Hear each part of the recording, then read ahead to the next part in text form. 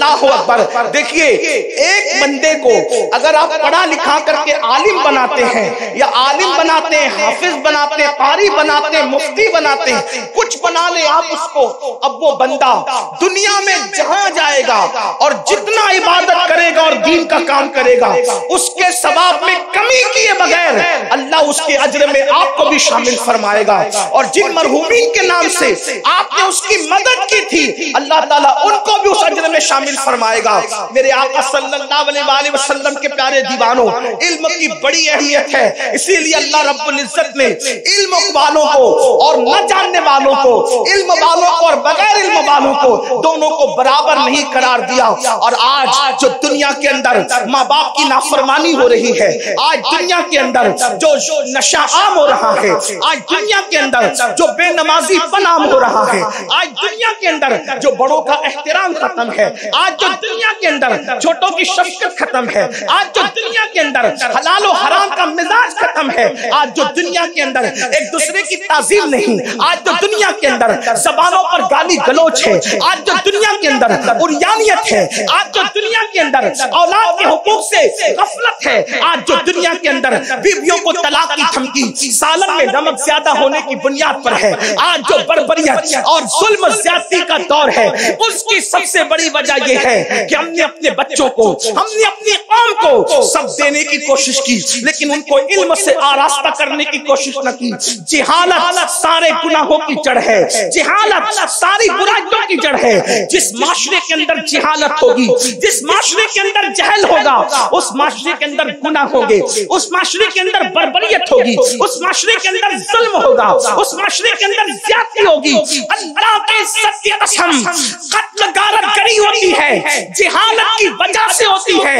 اللہ کی سچی قسم, اگر انسان علم حاصل کر لے علم, تو وہ دودھ میں پانی ملا کر بیچنے کی جرات بھی نہیں کرتا. لوگ کہتے ہیں مولانا ہم اپنے بچوں کو کیوں پڑھائیں, ہم کیوں پڑھائیں اپنے بچوں کو, اس لیے کہ پڑھاؤ تو نوکری نہیں ملتی. ہم کہتے ہیں ہم بچوں کو نوکر بنانے کے لیے نہیں پڑھاتے, ہم اپنے بچوں کو اللہ و رسول کے حکم پر عمل کرنے کے لیے پڑھاتے ہیں. اس لیے کہ ایک جاہل کی گفتگو کا انداز اور ایک علم والے کی گفتگو کا انداز, دونوں میں فرق ہوتا ہے. ایک جاہل کی تجارت اور ایک علم والے کی تجارت, دونوں میں فرق ہوتا ہے. ایک جاہل کا بیٹھنا, ایک علم والے کا بیٹھنا, دونوں میں فرق ہوتا ہے.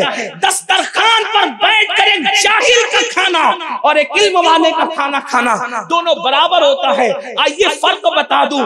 حضرت تشریف لائیں گے امیر محترم, میں اپنی گفتگو اسی جملے پہ مکمل کر دوں گا, وقت زیادہ ہوا, ہمیں انتظار حضرت ہی کا ہے.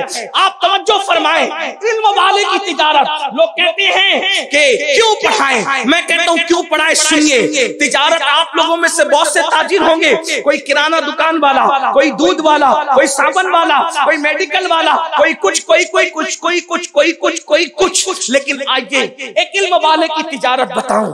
ایک بڑھیا آتی ہے, بغداد کی سرزمین ہے, کپڑے کی مارکیٹ ہے, توجہ کرنا, کپڑے کی مارکیٹ ہے. اپنے نئے فارغین سے بھی توجہ چاہتا ہوں, اس لیے کہ یہ مت سوچنا کہ ہم لوگ عالم بن گئے تو ہمارے لیے مسجد کی امامت ضروری ہے, ہم عالم بن گئے تو مدرسے میں پڑھانا ہی ضروری ہے. نہیں, بلکہ عالم بھی میدان تجارت میں, تجارت کی منڈی میں کھڑے ہو کے تجارت کر سکتا ہے. اور دقیانوسیت کا خیال جن لوگوں کے دل و دماغ میں ہے کہ مولانا ہو کے یہ تاجر کیسا, جب اللہ کے رسول ہو کے تجارت کر سکتے ہیں تو بندہ مولانا ہو کر تجارت کیوں نہیں کر سکتا. حضور تجارت کے لیے ملک شام تک جا سکتے ہیں تو عالم تجارت کیوں نہیں کر سکتا. حضور علیہ الصلوۃ والتسلیم جب مکے کی منڈی میں کھڑے ہو سکتے ہیں تو حافظ قرآن جب تجارت کی منڈی میں کیوں کھڑا نہیں ہو سکتا. بلکہ آپ کو بتاؤں, ہماری جماعت میں تو صدیق اکبر افضل البشر بعد الانبیاء بالتحقیق ابو بکر صدیق تاجر ہے, عمر ابن خطاب تاجر ہے, عثمان غنی تاجر ہے, مولا علی تاجر ہے, امام حسن بھی تاجر ہے, امام حسین بھی تاجر ہے, ہمارا امام اعظم بھی تاجر ہے, ہمارا غوث اعظم بھی تاجر ہے. اور ایسے تاجر نہیں کہ ہلدی کا کھڑا چوہے کو مل گیا تو پنساری کی دکان کھول دی, ایسے تاجر نہیں, بلکہ یہ جتنے تاجر ہیں اپنے زمانے کے سب سے بڑے تاجروں میں شمار ہوتے تھے۔ سرکار غوث پاک کا مال تجارت اس دور میں کئی ملکوں میں جاتا تھا، جو واٹس ایپ کا دور نہیں تھا، فیس بک کا دور نہیں تھا، ٹرین اور پلین کا دور نہیں تھا۔ میرے مرشد غوث اعظم کا سلسلہ اگر کئی ملکوں میں لوگوں کو حیرت کیا ہے، میرے مرشد کا تو تجارت کا مال بھی کئی ملکوں میں جاتا تھا، اور بھی جھوٹ کے بغیر جاتا تھا۔ فرماتے میں نے کبھی جھوٹ نہیں بولا، میں نے کبھی حرام نہیں کھایا، یہ غوث پاک ہے۔ ہمارے یہاں تو تاجر ہی تاجر ہے، بلکہ ہمارے یہاں لوگوں کے یہاں تاجر دنیا دار ہے۔ ہمارے مسلک میں تو جو حلال کمائے، ہمارے نبی نے فرمایا جو تاجر حلال اور سچائی کے ساتھ تجارت کرے گا وہ نبی اور صدیقین کے ساتھ جنت میں داخل کیا جائے گا، وہ نبیوں کے ساتھ اور صدیقین کے ساتھ جنت میں داخل کیا جائے گا۔ تو میں عرض یہ کر رہا تھا، ایک بڑھیا آتی ہے اور دیکھیے ایک علم والے کی اور ایک ان پڑھ کی تجارت میں فرق۔ بڑھیا آتی ہے اور ایک کپڑے کا پورا تاخا پسند کرتی ہے، اور تاخا پسند کرنے کے بعد کہتی ہے ایمانداری سے بولنا۔ جملے پہ توجہ کریں، جملے پہ توجہ کریں۔ میں شیخ ابو زہرہ مصری کی کتاب کا خلاصہ پیش کر رہا ہوں اس واقعے میں۔ اہل علم جانتے ہیں کوئی نئی بات نہیں ہو رہی ہے، وہ پتہ ہے انہیں، لیکن آپ کی توجہ چاہتا ہوں۔ بڑھیا تاجر کے پاس، بغداد کے اس تاجر کے پاس آ کر کہتی ہے ایمانداری سے بولنا، یہ کپڑا تجھے جتنے میں پڑا مجھے اتنے ہی میں بیچ دے۔ توجہ آپ سب کی، ہم سے بھی لوگ ایسے ہی کہتے ہیں نا تجارت کی منڈی میں، آپ کو جتنے میں پڑا اتنے میں دے دو، جبہ جتنے میں پڑا اتنے میں دے دو، ہے نا، جبہ بیچنے والوں سے، چپل جتنے میں پڑی اتنے میں دے دو، یہ کہتے ہیں صدری جتنے میں پڑی، چادر جتنے میں پڑی اتنے میں دے دو، یہی ہوتا ہے۔ وہ بڑی آ کر کے کہہ رہی ہے ایک تاجر سے، ایمانداری کی بات، ایمانداری سے جتنے میں پڑا اتنے میں دے دے۔ اس تاجر نے کہا بڑی اماں پھر یہ 4 درہم میں پورا تاخا لے جا۔ کتنے میں؟ 4 درہم میں تاخا لے جا۔ بڑھیا نے غصے میں کہا تو میرا مذاق اڑاتا ہے، میں نے ایمانداری کی بات کی، 4 درہم میں بھی کوئی کپڑے کا تاخا ملتا ہے؟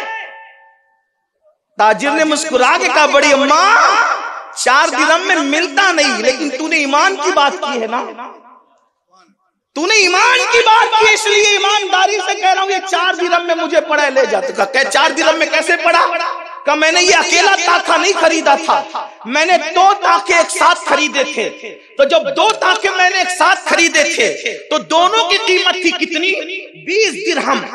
20 درہم میں 2 تاخے خریدے تھے، ایک تاخا میں نے 16 کا بیچ دیا، ایک تاخا میں نے 16 کا بیچ دیا۔ جب خریدا تھا تو پڑا کتنے میں تھا؟ 10 درہم کا ایک تاخا۔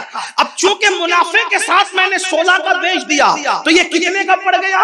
20 درہم میں خریدا، 10 درہم 16 درہم میں نے کما لیے، تب یہ کتنے میں پڑا؟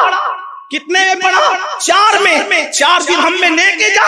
بڑھیا دیکھتی رہ گئی، فرمایا میں 6 درہم کے لیے ایمان نہیں بیچ سکتا واللہ، اس لیے تو نے ایمانداری کی بات کی ہے تو یہ 4 درہم میں تاخا اٹھا کر کے لے کے جا، اس لیے کہ کما تو زندگی بھر دولت دی جا سکتی ہے، لیکن ایمان گیا تو دوبارہ کہاں ڈھونڈا جائے گا؟ وہ تاجر جس کے ایمان کی بات آنے پر صرف 4 درہم کے اندر وہ تاخا بیچ دیا۔ آپ سمجھ سکتے وہ تاجر کون تھا؟ وہ تاجر اسی تاجر کو کروڑوں حنفیوں کا امام اعظم ابو حنیفہ کے نام سے جانا جاتا ہے۔